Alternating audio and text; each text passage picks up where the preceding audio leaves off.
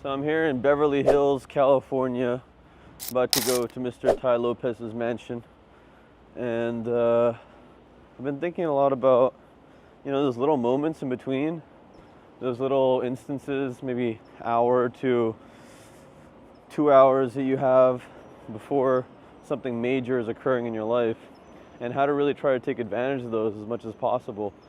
And what I've come to realize is the degree to which you take advantage of these things, that extra little time will build in how you convey yourself when you're actually at these conferences. So I know I have a bunch of videos to make, I'm gonna go and do that, but also I'm reaching out to my contacts that know a lot of people in and around California and asking them, hey, is there someone I should go and meet?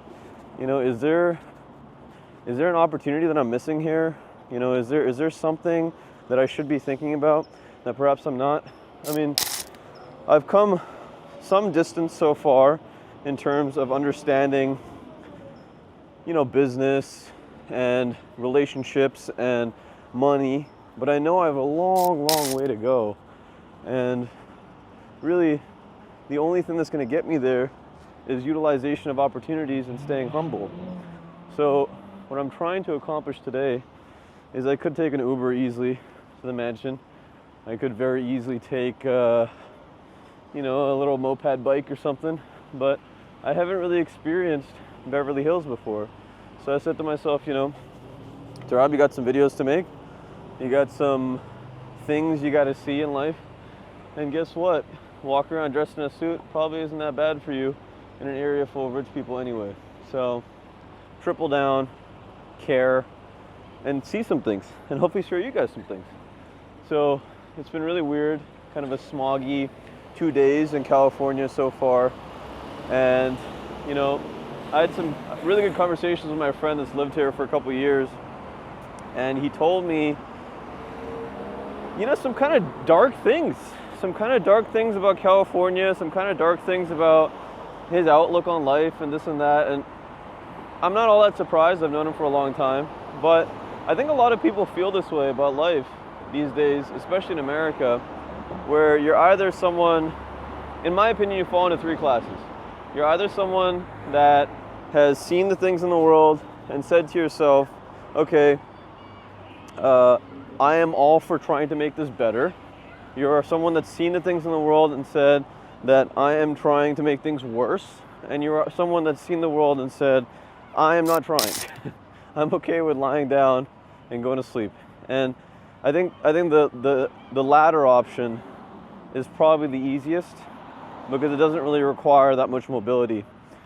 I mean, when we're born, we're geniuses, but we really don't have that much power when it comes down to it. So I can understand how not pursuing some sort of changing force in our life would be the easiest way to go. However, I'm here to convince you to pursue a changing force in life, because I think it makes life much more interesting, much more fun, much more satisfying in a lot of ways.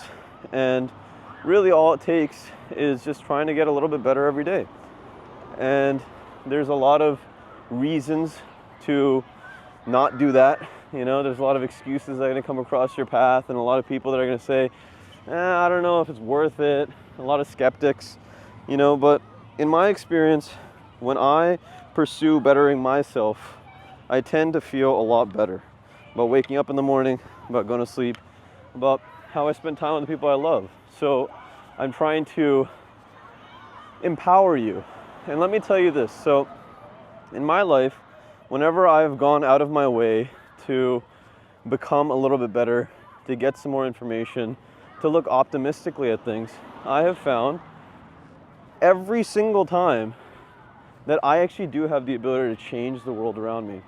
So I'm going to an event with people that probably have net worth a lot greater than me, mainly because they might have access to opportunities, they might have access to capital in a way that I don't, and also maybe because they've been doing it for longer. And at the end of the day, why should I be so worried about who they are and what they've done if I can't worry about what I'm doing and who I am? And at the end of the day, I actually believe genuinely that should these people have more power and connections, that I can benefit them. That I can actually, by virtue of me being me, and by virtue of the people that I know and my aspirations, then I can actually be of use to them.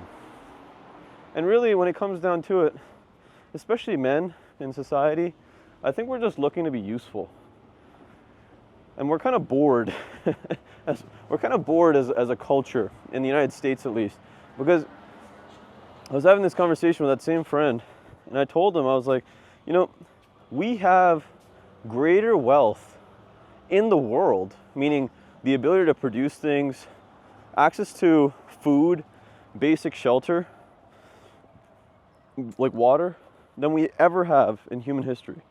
We have literally spent the time and energy cumulatively as human beings to make life so much easier for millions, billions of other humans. And by virtue of that, we no longer have to fight for those basic survival needs. Our animalistic instincts are dulled. And so the bridge that I often create in my mind in order to pursue excellence in my life is the bridge between our conception of being human and nature. And so in nature, the simplest abstraction created by a human being that I think is useful is survival of the fittest, Mr. Darwin. And survival of the fittest, perhaps you've heard me say this before, but survival of the fittest is not the organism that goes and kills all the rest. Survival of the fittest is the organism that works the best with all the others. Meaning if they're from a different species, if they eat different things, they like different things, you know, that organism takes that into account and tries its very best to not get in other people's way, in other creatures' ways. In fact, perhaps by virtue of its ongoings, it has the ability to create wealth, in quotations, for all those other organisms. So that's kind of the way that I see it. It's like, if I'm coming across a bunch of people in my life that have potentially access to opportunities and capital and philosophies and ideas that I want in my life, then it is my job, my obligation, to also create that for them. And why not? You know, it makes life a lot more fun that way, because then I'm thinking, how can I help? Instead of, oh, you know, life's about me and it's all me, and I want to make lots of this and I want to have this and I want to do that. I think there's a place for selfishness for sure, but I think, and on the whole, what we're really looking for at the end of life even is how many people loved us in the process of us becoming the people that we want to be, of us fulfilling our selfish desires. So I make this video to try to convince you that, you know, if you're feeling like you don't have perhaps the impact that you want to have in life, and that you don't have the power yet, or the power really to change anything major in the world, that every little drop of change matters.